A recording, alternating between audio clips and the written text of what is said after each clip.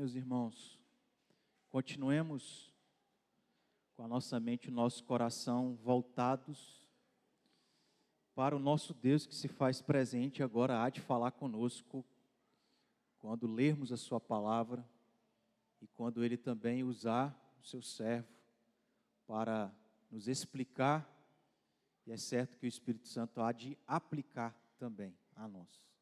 Então quero convidar o reverendo Manuel. Reverendo Manuel, tive uma aproximação maior com ele. 2000 e quanto, Manuel? 15. É meu primeiro ano aqui. 2015. E aí foi mais durante um ano, né?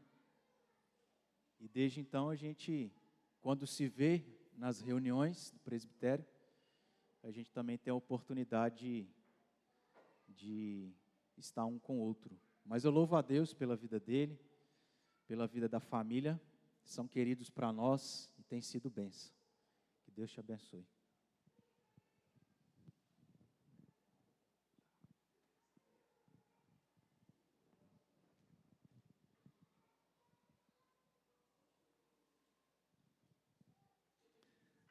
É grande a alegria em poder estar aqui com os amados irmãos, podendo rever muitos, conhecer outros e juntos então servirmos ao nosso Deus.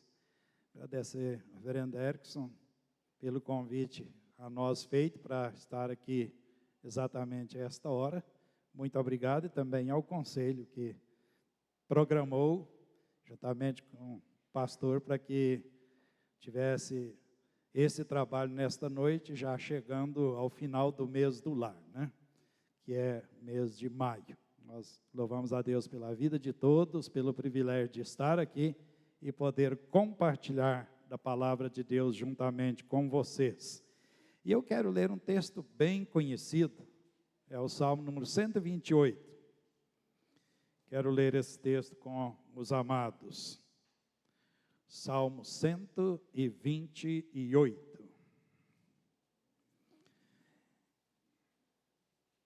Eu quero convidá-los para a gente fazer essa leitura de maneira alternada. São apenas 6 versos, mas vamos ler de maneira alternada para que todos nós estejamos participando ativamente da leitura e já adquirindo a compreensão que é necessária através da palavra do nosso Deus. Salmo 128, o verso 1 diz: Bem-aventurado aquele que teme ao Senhor e anda nos seus caminhos.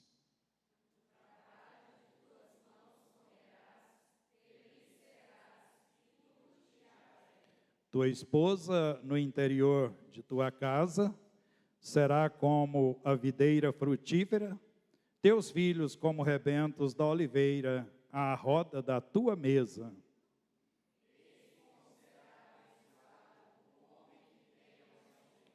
O Senhor te abençoe desde Sião, para que vejas a prosperidade de Jerusalém durante os dias de tua vida.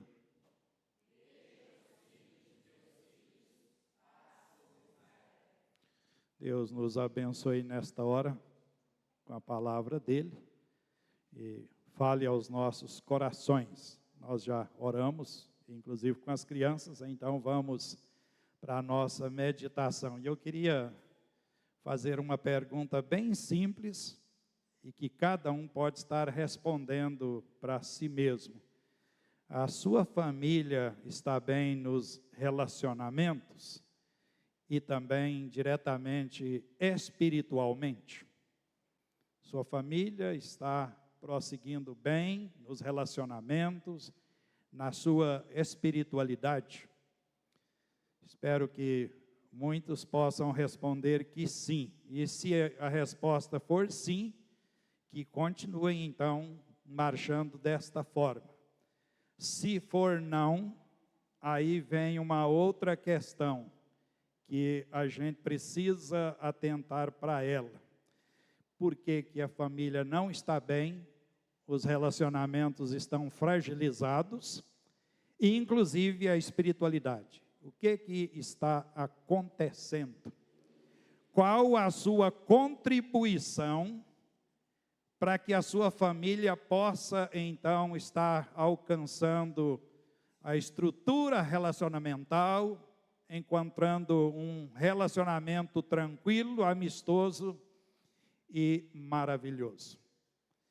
Às vezes, criticar uns aos outros é o que muitas vezes fazemos, e é tão fácil criticar. Interessante, aprendemos com Adão e Eva. Adão e Eva, quando Deus veio conversar com eles, após terem pecado, Adão já lança uma crítica, inclusive diretamente à pessoa do nosso Deus. Quando Deus perguntou o que ele havia feito, ele diz: a mulher que tu me deste, me deu do fruto proibido, eu comi. Ao dizer que era a mulher que Deus havia lhe dado, era uma crítica muito pesada e muito séria para com o Criador. Aí Deus fala com Eva, ela disse: a serpente me enganou e eu comi. Ou seja, eu sou tão inocente, uma pessoa tão sensível, tão frágil, vitimizou totalmente e acabou então ficando nesta situação. Às vezes a gente critica uns aos outros, mas esquece de olhar qual a nossa contribuição para que a nossa família relacione-se bem, tenha paz no meio familiar e possa estar crescendo espiritualmente. E este salmo que nós acabamos de ler, ele apresenta a família que se enquadra no plano divino, recebendo bênçãos as mais preciosas, bênçãos profundas, e tendo todo o prazer de viver na prática uma família bem estruturada, uma família bem harmonizada. Isso é muito interessante. E eu considero a família como a célula máter da sociedade, ou seja, a célula principal. Quer acabar com a sociedade, quer acabar com a igreja, acaba com a família.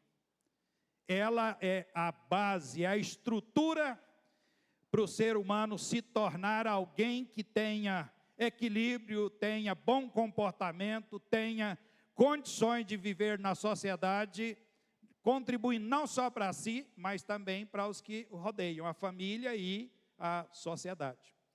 Então esse salmo, ele levanta essa questão, e é interessante que ele mostra para nós que todos os membros da família são cooperadores dentro do lar. E eu quero pensar com vocês um pouco sobre a família bem encaminhada ou bem-sucedida. E quero levantar algumas questões para a gente estar observando e alimentando a nossa alma com elas. O verso 1 e também o verso 4, o verso 1 diz: bem-aventurado aquele que teme ao Senhor e anda nos seus caminhos. O verso 4 é uma conclusão: eis como será abençoado o homem que teme ao Senhor. Primeira questão que levanto sobre a família bem encaminhada é que prossegue relacionando com Deus. Família bem encaminhada é a família que prossegue em um relacionamento íntimo e profundo com o ser divino, com o nosso Deus. O relacionamento entre Criador e criatura, ele precisa estar sempre estreito, e nós temos que fazer de tudo para não deixar que este relacionamento encontre rupturas. Nós precisamos ter uma convivência boa com o que nos criou, nos escolheu para sermos dele, nos salva e nos dá o privilégio de a gente estar caminhando dia a dia e inclusive tendo a nossa família. E a palavra bem-aventurado é uma palavra que por vezes é repetida na Bíblia. Lá em Mateus 5 tem as bem-aventuranças, e essa palavra, ela tem um significado que eu acho muito especial. Não é alegria superficial. Bem-aventurado é gozo profundo e que perdura. Gozo profundo e que tem duração na vida de quem está em harmonia com a pessoa do nosso Deus. É este gozo que nasce na nossa alma, na alma dos que buscam a Deus, dos que são filhos dele. É este prazer que a gente tem, e prazer em poder olhar para Deus, senti-lo em nosso favor e estar caminhando e trabalhando juntamente com Ele. Isso é muito importante para a nossa vida. O próprio Deus dizer que a gente é alguém feliz, alguém realizado ou realizada, caminhando sob o olhar dEle e em comunhão com Ele. É bom lembrar que o conceito da bem-aventurança para o mundo é para quem é rico, para quem tem favorecimento diante da sociedade, aqueles que são honrados pelo mundo. Quando, na verdade, esse conceito ele precisa ser entendido de maneira espiritual, e a gente precisa entender que a pessoa não precisa ser rica para ser feliz. Se tem alguns bens materiais, use disto para a glória de Deus, mas se não tenha, faça como Jó, que mesmo perdendo tudo, ele diz: Deus o deu, Deus o tomou, bendito seja o nome do Senhor. Então a verdadeira felicidade não está no material, ela está no nosso relacionamento, na nossa convivência com Deus acima de tudo. E diz o salmista que pessoa que relaciona bem com Deus, ela anda nos caminhos do Senhor, anda reverenciando ao Senhor. Outra palavra que eu acho muito importante dentro do conceito bíblico é a palavra temor. Às vezes tem alguns textos que a palavra temor pode significar ter medo mesmo. Mas dentro deste conceito bíblico, temor não é ter medo de Deus. É a gente reverenciá-lo. É a gente entender que Ele é o Senhor absoluto de todas as coisas, é o Criador e sustentador de tudo o que existe, e é favorável a nós e a gente ter reverência para com Ele.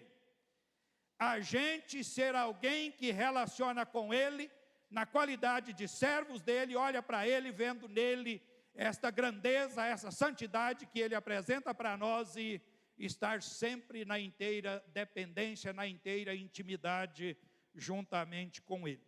Então, temer ou reverenciar a Deus e andar nos caminhos que Ele tem proposto para as nossas vidas. E principalmente quando a gente vê a sociedade pensando e lutando para adquirir coisas materiais, achando que isso vai dar a verdadeira felicidade para eles. A gente encontra no Salmo 4, verso número 7 e 8, quando Davi diz que Deus havia colocado no coração dele mais alegria do que aqueles que tinham cereal, tinham vinho, tinha fartura dentro de casa, e ele podia então, ao chegar à noite, dormir tranquilo, porque Deus fazia com que ele repousasse em total segurança. Isso é a família que se relaciona bem com Deus. Gente que é capaz de ter bom relacionamento com Ele, anda com Ele, e Deus então está sempre trabalhando no coração, trabalhando na vida e nos conduzindo em todo o nosso dia a dia. Família bem encaminhada é a família que prossegue relacionando-se antes e acima de tudo com a pessoa do nosso Deus. Uma segunda questão que eu quero destacar, o verso número 2 e 3, diz: do trabalho de tuas mãos comerás, feliz serás e tudo te irá bem. Tua esposa no interior de tua casa será como a videira frutífera, teus filhos como rebentos da oliveira à roda da tua mesa. Meus amados e queridos irmãos, a família bem encaminhada, ela exercita a ética cristã. Família que se encaminha bem é a família que tem a ética que o próprio Deus colocou para nós, a ética que é de fato cristã. É bom a gente lembrar que os salvos são libertos por Deus, abençoados por Ele. Ele dá para nós essa liberdade para a gente prosseguir. mas é liberdade com total responsabilidade. É aquela liberdade que a gente tem o prazer de viver com Ele, mas tem o desprazer de deparar com o pecado.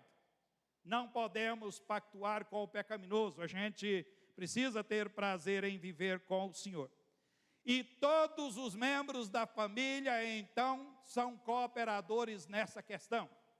Todos trabalhando para que o lar possa viver e viver bem, viver honestamente.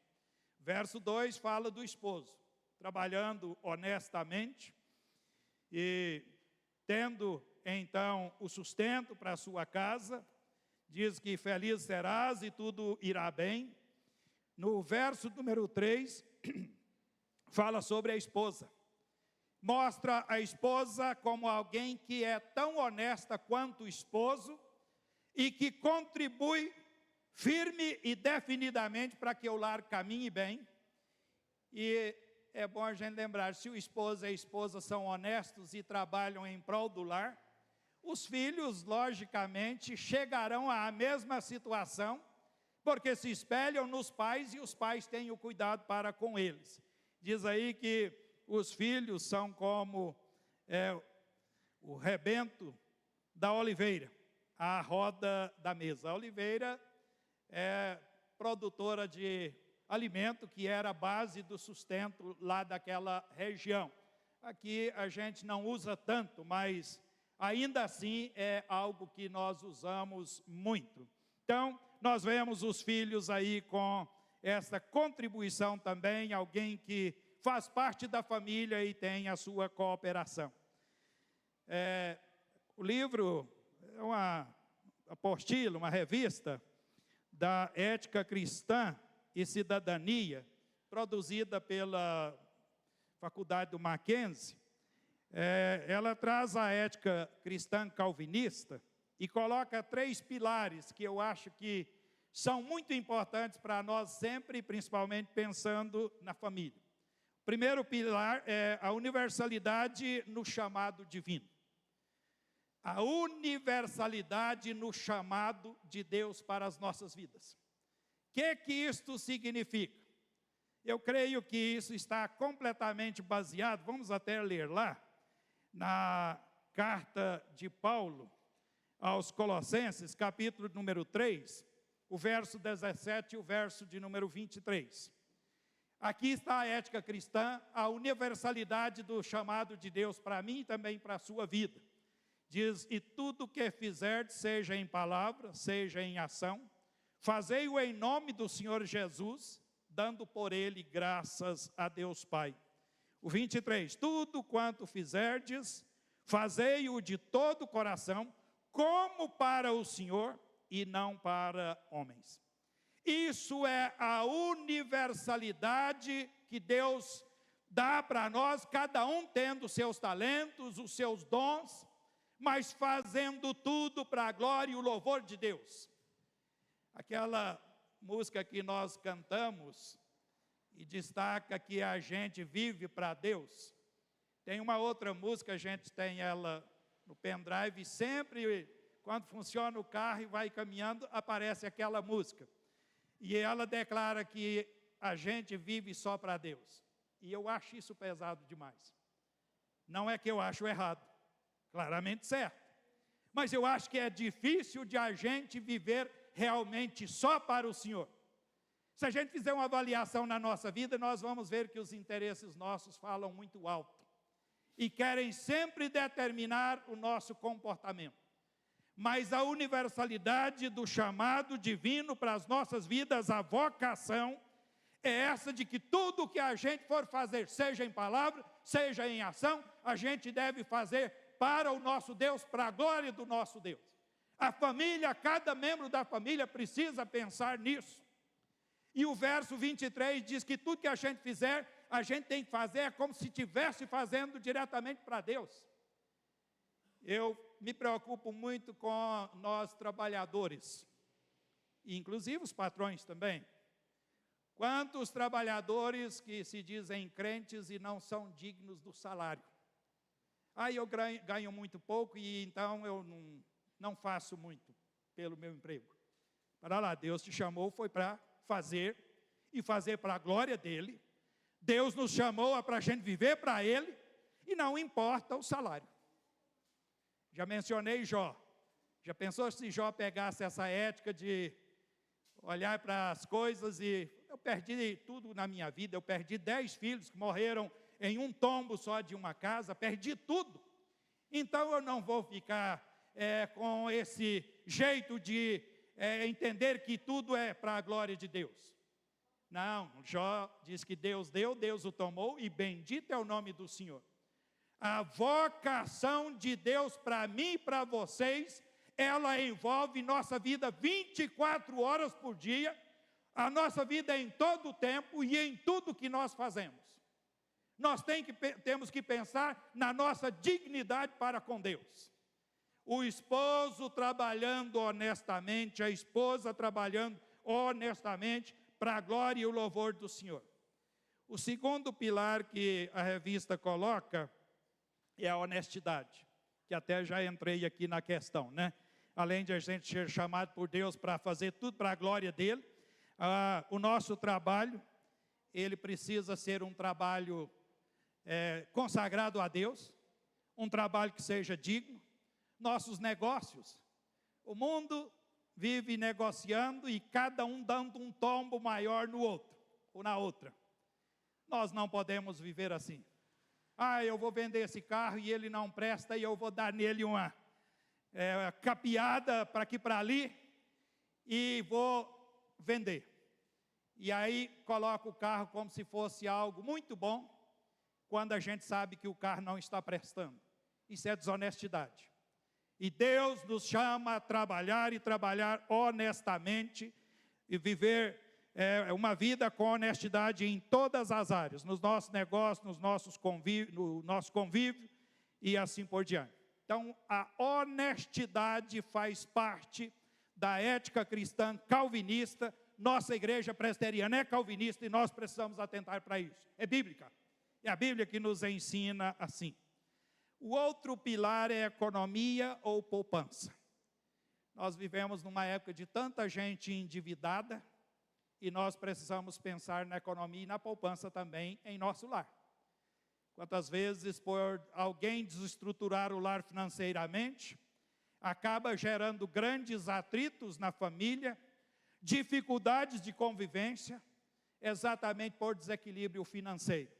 E a economia ou poupança, na ética cristã calvinista, diz o seguinte: nunca gaste além do que se tem, do que se ganha.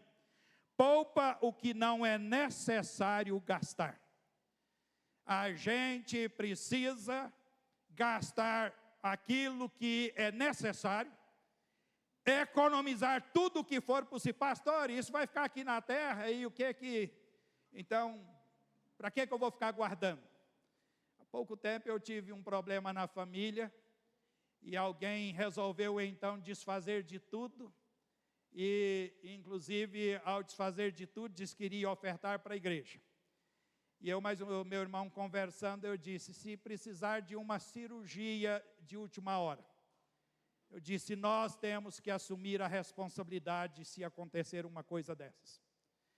Nós não sabemos o nosso amanhã. E gastar desnecessariamente é um perigo muito grande. E a gente precisa economizar aquilo que não é preciso gastar. Precisa economizar pensando em situações que aparecem e que são fora do nosso projeto. Por exemplo, o carro quebra. O carro funde o motor. Está a reserva lá e arruma. Hoje ninguém está tendo mais condições de viver sem carro. Eu, por exemplo, como que eu vivo sem um carro? Toda semana andando de carro, e praticamente, onde eu estou agora não é todo dia, mas toda semana eu preciso do carro e não tem como viver sem carro. E eu creio que a maioria dos irmãos é assim. Quando os irmãos têm 2 carros em casa, o esposo vai para o seu trabalho num carro, a esposa vai para o outro local no carro. Precisamos ter reserva. E eu gosto de dizer reserva técnica. Economizar e poupar tudo aquilo que não precisa gastar e gastar somente o que é necessário. Isso faz parte de uma família honesta, de uma família que todos contribuem para que haja o bem-estar familiar. Então, a família bem encaminhada é essa família que exercita a ética cristã. E quem sabe esses 3 pilares seria muito bom de a gente estar sempre atentando para eles. A universalidade do chamado divino. Deus me chamou para viver para Ele, não importa onde eu estiver. E você da mesma forma. Universalidade do chamado do Senhor. Honestidade no trabalho. Nós crentes temos que trabalhar e trabalhar duro. Não importa se ganha muito ou pouco. Se ganha pouco, procura outro emprego, para ver se ganha melhor. Mas seja honesto onde você estiver. Seja honesto naquilo que você estiver fazendo. Se aquele emprego que você deseja, que ainda vai acontecer o ano que vem, não aconteceu, seja honesto no que está. Trabalhe dignamente, ao ponto de poder dizer que é crente em Jesus. Para os patrões, para os colegas de trabalho e assim por diante. Economizar tudo aquilo que não é preciso gastar. Uma terceira questão que eu quero levantar, para a gente pensar sobre a família, prosseguindo bem encaminhada, família bem encaminhada. Olha o que diz aí do verso 4 até o verso de número 6. Opa, eu estou fora aqui, vou voltar lá. O verso 4 até o verso de número 6, diz: eis como será abençoado o homem que teme ao Senhor. Eu disse que isso aqui é uma conclusão. O salmista vai falando, ele diz que bem-aventurado o homem que teme ao Senhor, que anda nos seus caminhos, e aí fala da família. Quando chega aqui no verso 4, ele diz: eis como será abençoado o homem que teme ao Senhor. Depois ele diz: o Senhor te abençoe desde Sião, para que vejas a prosperidade de Jerusalém durante os dias de tua vida. Vejas os filhos de teus filhos, paz sobre Israel. Meus amados, a família bem encaminhada, ela presencia o favor de Deus, presencia o favor divino. Deus, Ele abençoa a cada um de nós e a família no todo, e é promessa dEle isto. E nós, então, podemos e devemos marchar, caminhar certos de que Ele está sempre a favor da nossa vida e sempre trabalhando em prol da nossa vida, do nosso viver diário. Dirigi 2 reuniões de orações lá na igreja de Arapuá nesses dias, e essas 2 reuniões de orações, fiz alguns estudos e eles me chamaram muito a atenção. E vou encaixar aqui. Nós meditamos em primeiro livro dos Reis, capítulo 18, dos versos 41 ao 46, anteontem. E uma das questões que eu levantei é a necessidade que a gente tem de alinhar a nossa vida com Deus. Vou fazer a pergunta, vocês só pensem, não precisam me responder. Quantas vezes Elias orou naquele momento em que ele havia pedido a chuva, ou estava pedindo a chuva? Ele tinha pedido no início do capítulo 18, para Deus deixar chover, não deixar vir chuva. 3 anos e 6 meses ficaram sem chover, e agora ele pede a Deus para mandar chuva. E é interessante, pelo que me parece, ele estava sentado, quem sabe no chão, num barranco, ou num pedaço de pau, alguma coisa. Parece que ele não estava em casa. E ele coloca a cabeça entre os joelhos e ele ora. 1, 2, 3, 4, 5, 6. Todas as 6 ele pergunta para o moço que o acompanhava: está armando chuva? Mas ele já havia falado com Acabe: olha, eu estou ouvindo barulho de forte chuva e você pode correr porque vai vir vendaval. Vai ser uma chuva muito forte com vendaval. E ele fala com o seu servo para olhar as 6 vezes. Sabe o que é que significa o número 6? O meu número e o seu.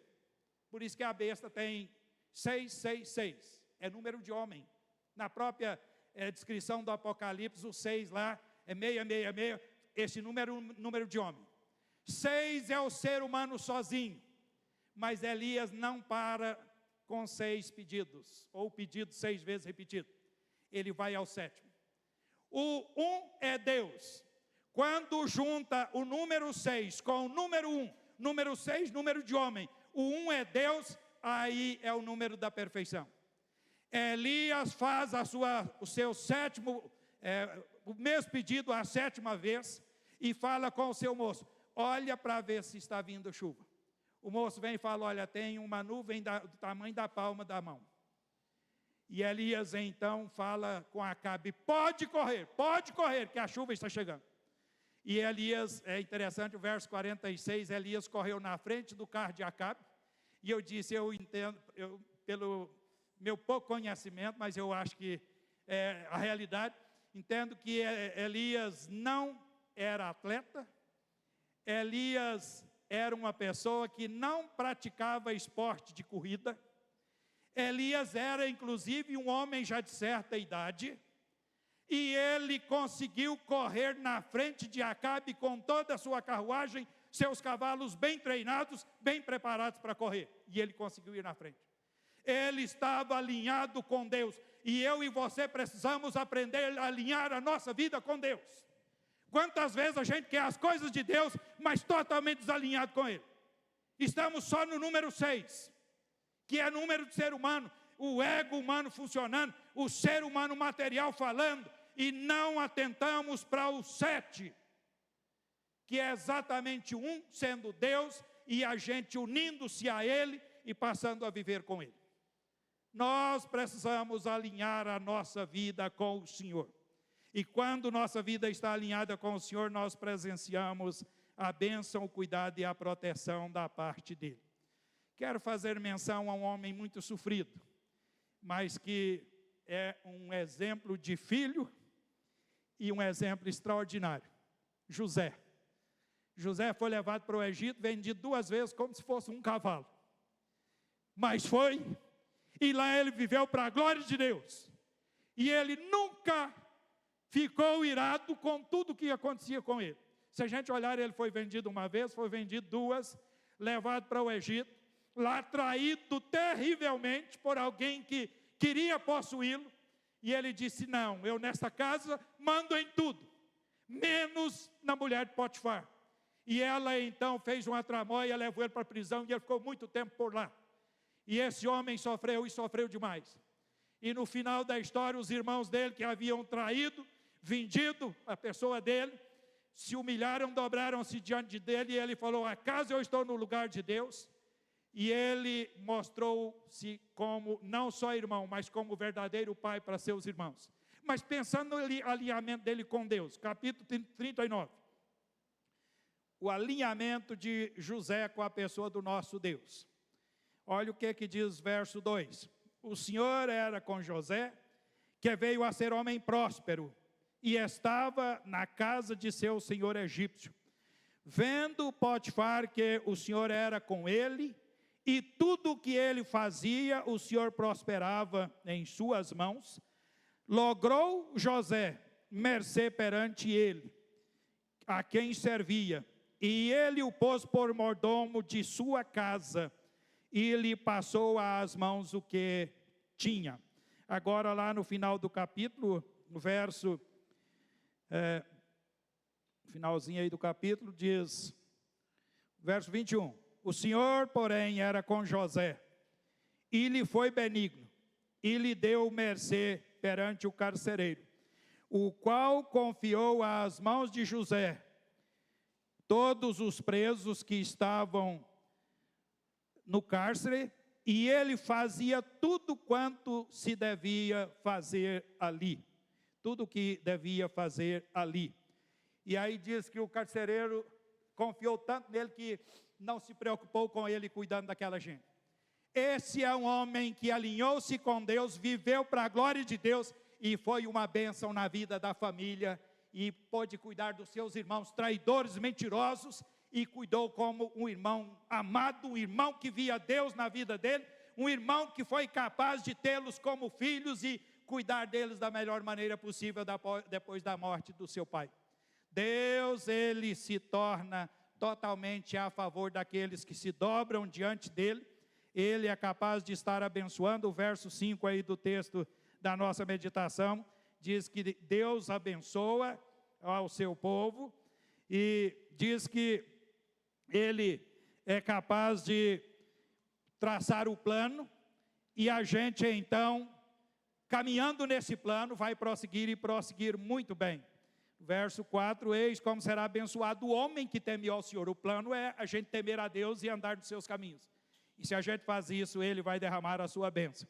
E aí diz, para que vejas a prosperidade de Jerusalém durante os dias de tua vida. Vejas os filhos de teus filhos, paz sobre Israel. Eu vejo aqui que tem diversos avós aqui, né? Não sei se tem bisavô ou bisavó. Mas é tão bom a gente ver filhos bem criados, filhos que são servos e servas de Deus. E é muito bom ver netos bem encaminhados. E o texto está dizendo, e a Bíblia diz que Deus abençoa até 1000 gerações daqueles que se dobram diante da pessoa dele. Eu quero chamar a minha atenção e a atenção de vocês para isso nesta noite. A família bem encaminhada. E quero destacar então alguns fatores. Já disse que a família é a célula principal, célula máter da sociedade. A família é a criação de Deus, Ele criou o homem e criou a mulher para que haja essa união e os filhos nasçam e povoem a terra como é o plano de Deus. A família, para caminhar bem, precisa de Deus. Quando a gente abandona a Deus, pode esperar que não vamos bem, vamos ter problemas. Nós precisamos de Deus. Todos os membros da família têm direitos e têm também responsabilidades, inclusive os filhos. Temos os direitos e as responsabilidades. Sejamos então vidas que se apegam cada vez mais a Deus e a sua palavra. Vamos fazer de tudo para que nossa família possa estar sempre caminhando bem, sempre bem encaminhada, sempre na presença do Senhor, e com a certeza de que Deus vai nos abençoar, não só agora, mas anos posteriores, e vai abençoar inclusive a nossa geração, por causa da nossa vida de intimidade com Ele em nosso dia a dia. Deus abençoe todos nós aqui, abençoe os filhos, abençoe os pais, abençoe os irmãos, abençoe os avós e os bisavós, dando para todos nós a alegria de ter uma família bem-sucedida, uma família bem encaminhada na presença do Senhor. Que Ele assim nos abençoe e nos sustente no poder e na graça dEle. Amém? Vamos orar? Deus e Pai, como é bom a gente poder estar participando deste culto, este momento tão especial para a nossa vida, quando no mês do lar, mês da família, a gente pode estudar a Tua Palavra. Muitos estudos já foram feitos aqui, e inclusive esse que nós participamos dele agora. Muito obrigado porque o Senhor mostra para nós que a família pode ser bem-sucedida, bem encaminhada, sem dúvidas, basta que a gente esteja relacionado, esteja buscando a direção e os cuidados do Senhor sobre nós. Fale com cada pai, com cada mãe, fale com os filhos que pretendem também um dia casar, que possam estar sempre buscando ao Senhor e a direção do Senhor. Muito obrigado porque o Senhor mostra para nós que a família bem encaminhada vive a ética cristã, trabalhando honestamente todos os membros da família. E nos ajude a entender que vivendo com o Senhor, a nossa família será abençoada, é promessa do Senhor e o Senhor cuida de fato da vida de todos nós. Fale ao coração de todos nós aqui, dirija o nosso viver e dirija-nos sob a direção, o cuidado e a proteção da parte do Senhor. Pois é em nome de Jesus que ao Senhor alegremente oramos e agradecemos. Amém, Senhor.